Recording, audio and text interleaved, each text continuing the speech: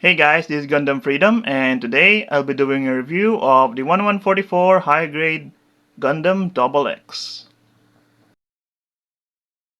Out of the box, the Gundam X here comes molded in white, navy blue, red, yellow, and some gray, and some clear green on the chest sensors.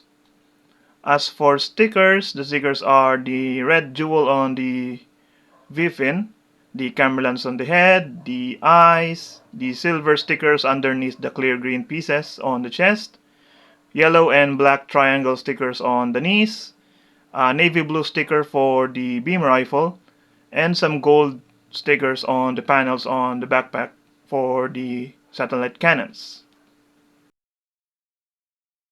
First off are the hands, so it comes only with this set of holding hands, which is a trigger finger hand for the right hand and a holding hand for the left hand.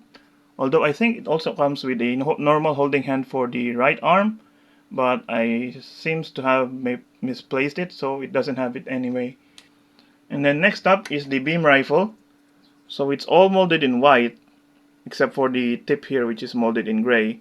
And then the navy blue here, together with the sensor, are all stickers. So yeah, it doesn't have any moving parts, and to attach it onto the hand, you just need to use the trigger finger hand here. So what you need to do is just remove the cover of the hand, attach the beam rifle on the holding hand or the trigger finger hand, and just reattach the cover, and then connect the ball joint onto the hand or the arm, and that's the beam rifle attached onto the Gundam itself. Next up is the shield. So here's the shield or the defense plate. It's called the defense plate in the box of the 1/100 scale version. So yeah, it's the defense plate or a shield. So it comes molded in white and red and a little bit of gray here on the connector piece, which rotates all the way around. And then the connector piece here is a flat peg, which is connecting onto the slot here on the left arm only. So it just attaches just like so, and it can rotate while it's on the arm. Then next up are the beam sabers. So the beam saber handles are stored on the side skirts of the X here. So you just need to remove the beam saber handle here. It's attached on the navy blue part here on the side skirt. And it comes with two clear green beam effect parts, and just attach the beam. It's on an angle here, the beam. So because the handle here itself is also on an angle, so you need to have the right angle of the beam effect part for the specific handle of the beam saber. And just like the Gundam X, you can just remove the tip here of the beam saber handle and just slide the handle onto the hand just like so, and then just reattach the tip of the beam saber onto the handle, and you have the beam saber being held on the hand. And then the last accessory is the twin satellite cannons on the backpack of the Gundam itself. So let me just reattach the beam saber handle here on the side skirt. And then to deploy the twin satellite cannons, you need to open up the legs, the panels here on the legs, which are supposed to be all molded in yellow, but you have to paint them gold so that it will be accurate on the anime, just like so. And then the panels here on the side as well can be opened up, and the fins can be deployed, although they are loose on my version, just like so.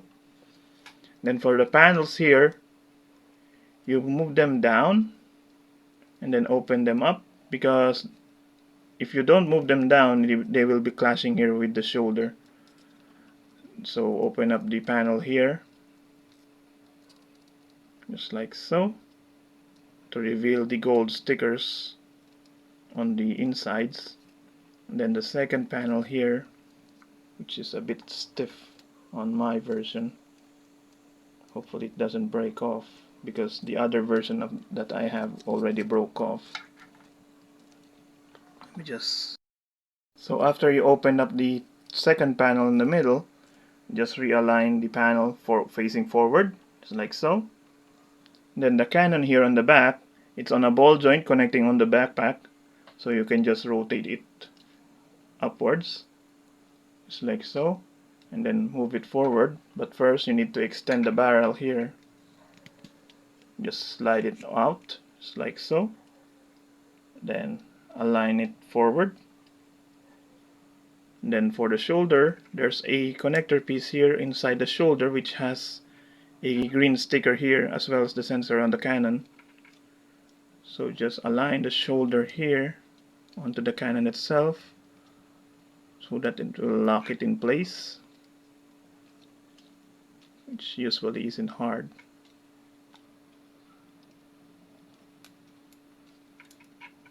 So just like so.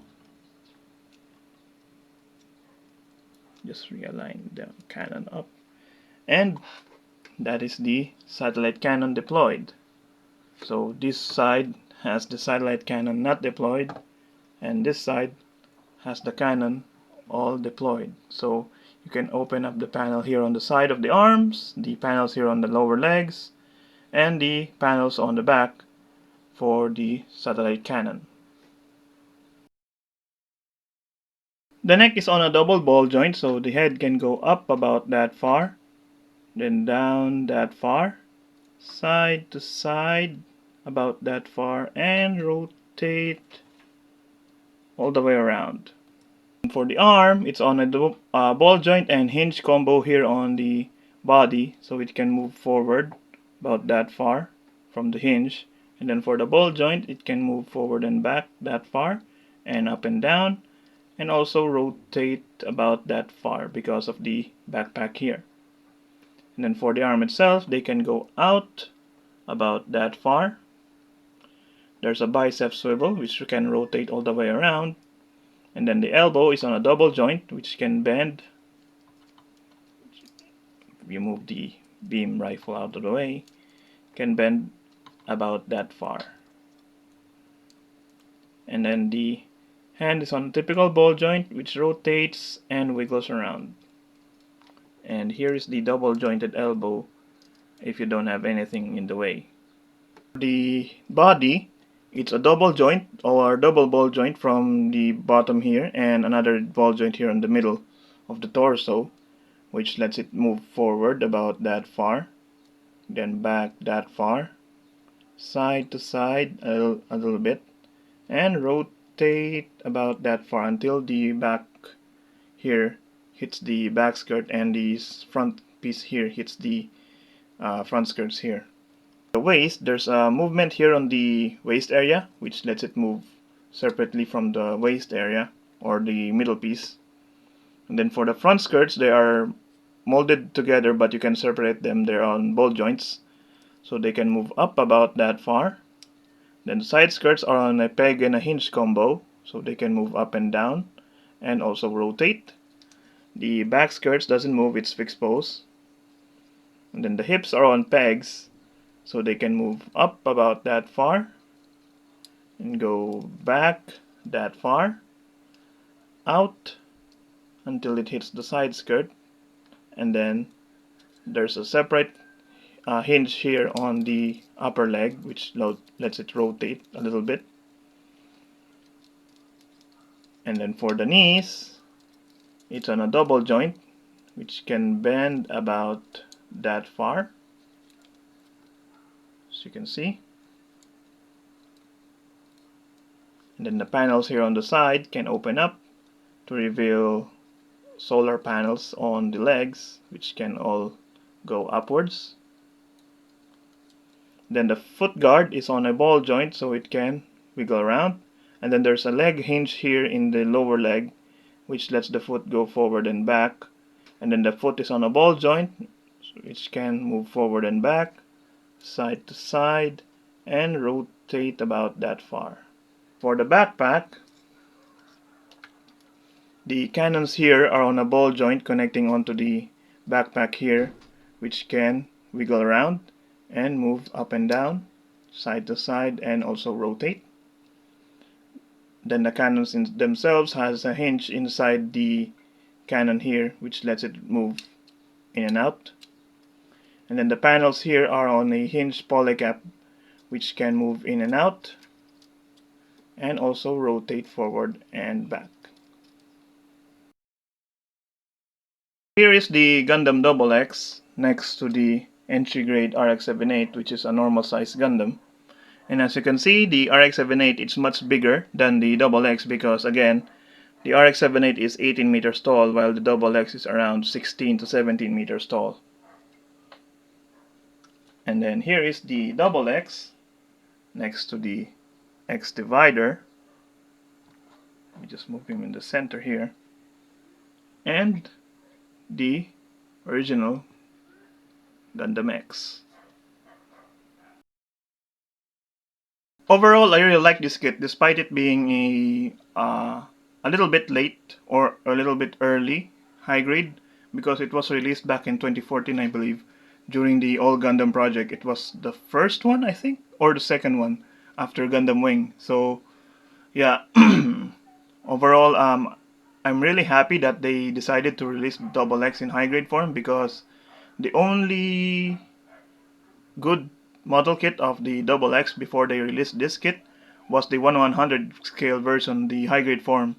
So the no grade is bad because of the proportions as well as the color separation and the overall articulation of the kit. And the high grade here improves a lot of it, especially in the color department. The color separation is nice, although you need to paint the panels here on the legs and on the arms into gold because they are only molded in yellow instead of gold. So yeah, and as well as the beam rifle here, they decided to just use sticker for the blue part here. But I think they could have made it into a separate piece, just like the barrel here. They should have just used a separate piece together with the barrel connecting the front here, and then just sandwich it together with the white part so that it will be a separate color piece for the rifle here. But they just decided on using just a sticker, as well as the middle piece here on the V-fin. They only used a sticker for the red part here instead of separate piece. So yeah, and the foot here as well, the yellow piece here, you need to paint it yellow instead of just a separate yellow piece. But if they have released this kit now, they could have made this guy much more color separated than it is right now. So yeah. And overall, I'm really happy for this kit because it took them a lot of time before they released a very good kit of this guy. And I think compared to the master grade, this the high grade version looks much better, and it looks very accurate to the anime than the master grade is. So yeah. So that's it for this review. I hope you guys enjoy it, and I'll see you guys again next time. Bye!